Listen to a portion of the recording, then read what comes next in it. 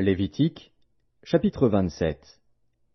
L'Éternel parla à Moïse et dit, « Parle aux enfants d'Israël, et tu leur diras, lorsqu'on fera des vœux, s'il s'agit de personnes, elles seront à l'Éternel d'après ton estimation. Si tu as à faire l'estimation d'un mâle de 20 à 60 ans, ton estimation sera de 50 cycles d'argent selon le cycle du sanctuaire. Si c'est une femme, ton estimation sera de 30 cycles. De 5 à 20 ans, ton estimation sera de 20 cycles pour un mâle et de 10 cycles pour une fille. D'un mois à 5 ans, ton estimation sera de 5 cycles d'argent pour un mâle et de 3 cycles d'argent pour une fille. De 60 ans et au-dessus, ton estimation sera de 15 cycles pour un mâle et de 10 cycles pour une femme. Si celui qui a fait le vœu est trop pauvre pour payer ton estimation, on le présentera au sacrificateur, qui le taxera, et le sacrificateur fera une estimation en rapport avec les ressources de cet homme. S'il s'agit d'animaux qui peuvent être offerts en sacrifice à l'Éternel, tout animal qu'on donnera à l'Éternel sera chose sainte. On ne le changera point, et l'on n'en mettra point un mauvais à la place d'un bon, ni un bon à la place d'un mauvais. Si l'on remplace un animal par un autre, ils seront l'un et l'autre chose sainte.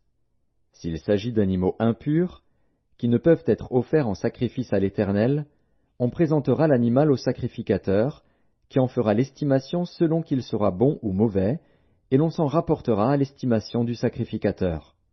Si on veut le racheter, on ajoutera 1/5 à son estimation.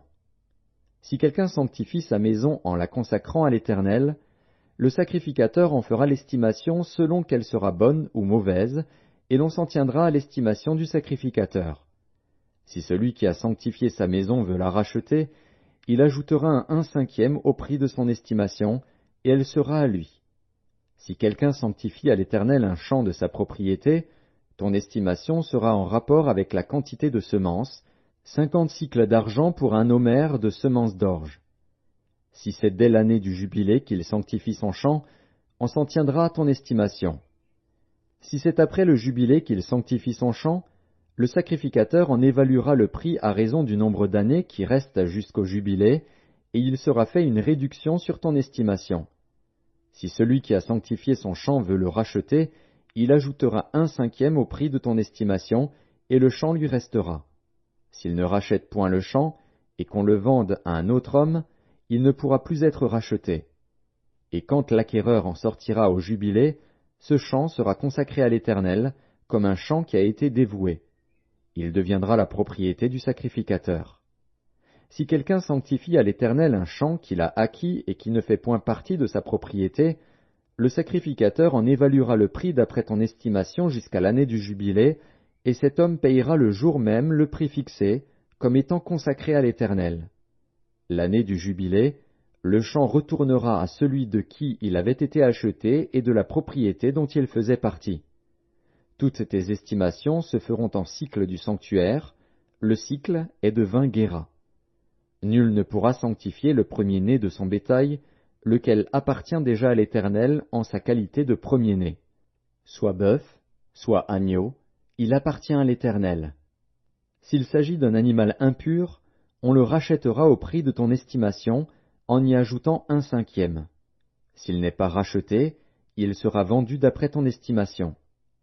Tout ce qu'un homme dévouera par interdit à l'Éternel, dans ce qui lui appartient, ne pourra ni se vendre, ni se racheter, que ce soit une personne, un animal ou un champ de sa propriété.